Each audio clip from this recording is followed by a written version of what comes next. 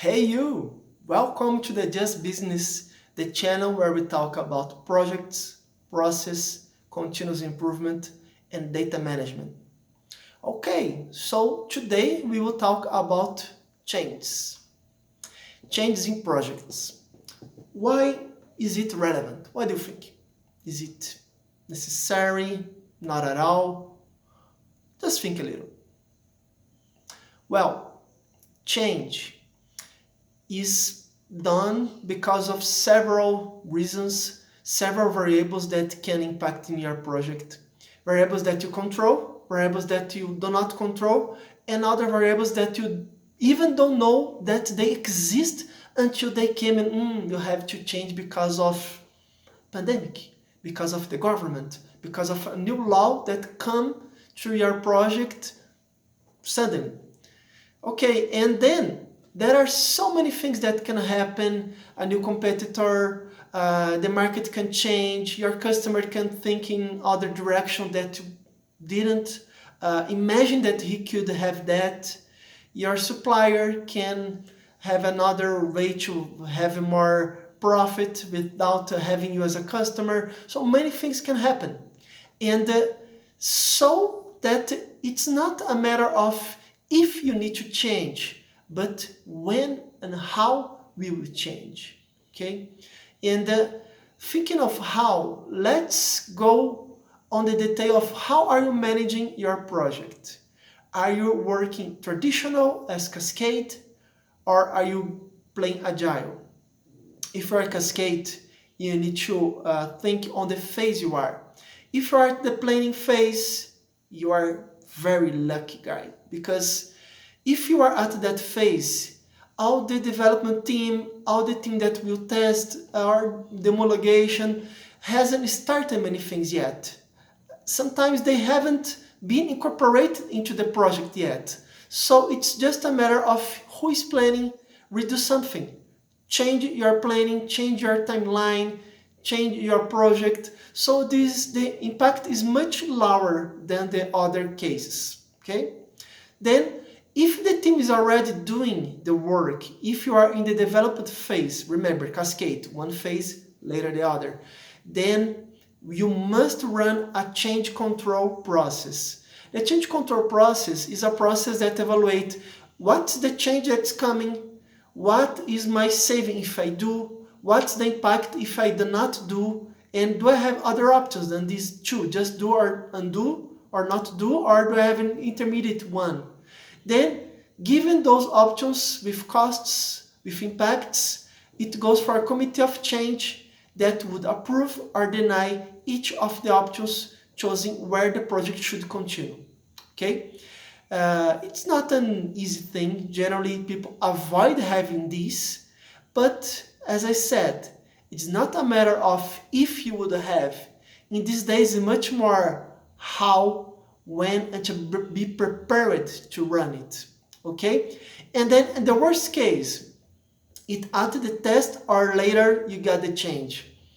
Why it's the worst? Because you have planned, you have developed, and now you're almost finishing. You're just checking if everything is fine, either with your dev team or with the customer, and then realize something's not good. Well, you got the change control, all that process needs to be run, and you would be impacted not only in your development phase, not only with all deliverables you have done, but also in the planning. So sometimes you need to redo all your project almost, because many things are wrong or change, or not wrong, but need to go for another direction. So to change a deliverable that has passed by many phases, you probably would have to go back many steps. Okay? So what in Agile? In Agile, depends. Is it in or out your sprint, the change? What does it impact? Let's say it's in your sprint. You have something that happened that this or that package of work are impacted. Well, the analysis then you need to do is to think deeper if that package of work is the only one impacted, or there are others that has some direct impact. Then, given that you know the scope that is impacted, and then you know the developers that you must interact with, saying, you have that, so those criteria of acceptance you should avoid right now. So you should not develop that part because there is a change that's happening or just happened. So this is not very clear if that would be necessary or not anymore. So this could impact the full story that you are working or just a part of it.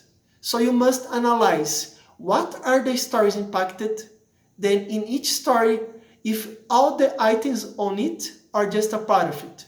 Okay? Then you know what to change, what to stop, maybe move back to the backlog or break the story in two. Just okay, I will just do this phase one that I'm sure that will not be impacted by that change.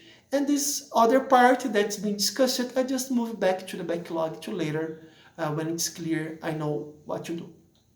Okay, and then it can be out of the sprint too. If it's out, the question now is it about a functionality that is done, implemented, or that's yet in the backlog?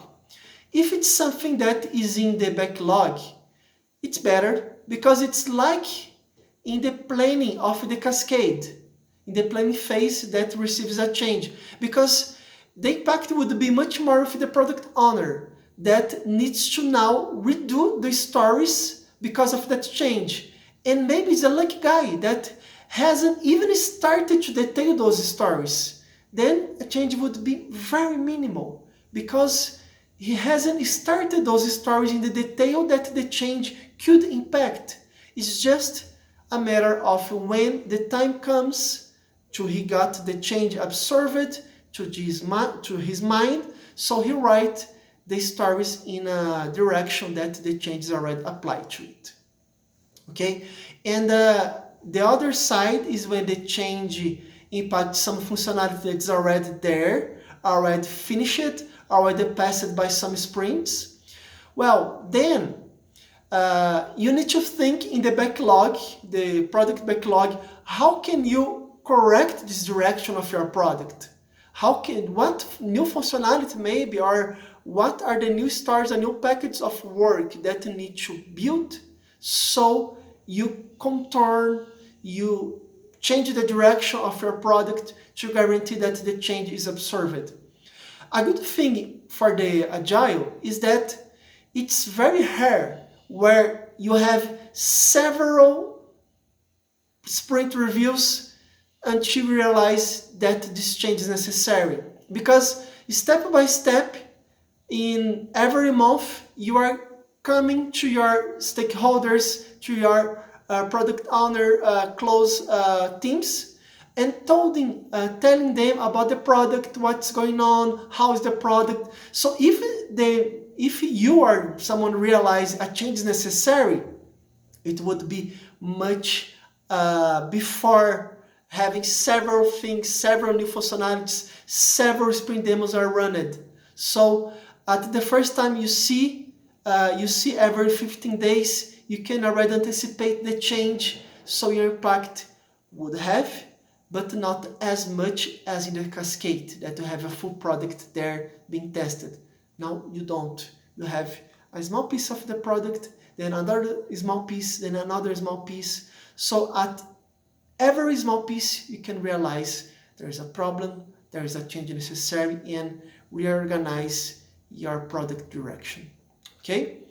And you, what's your experience with change? Is it positive? Is it not? I wouldn't like to talk a lot about it, but please talk.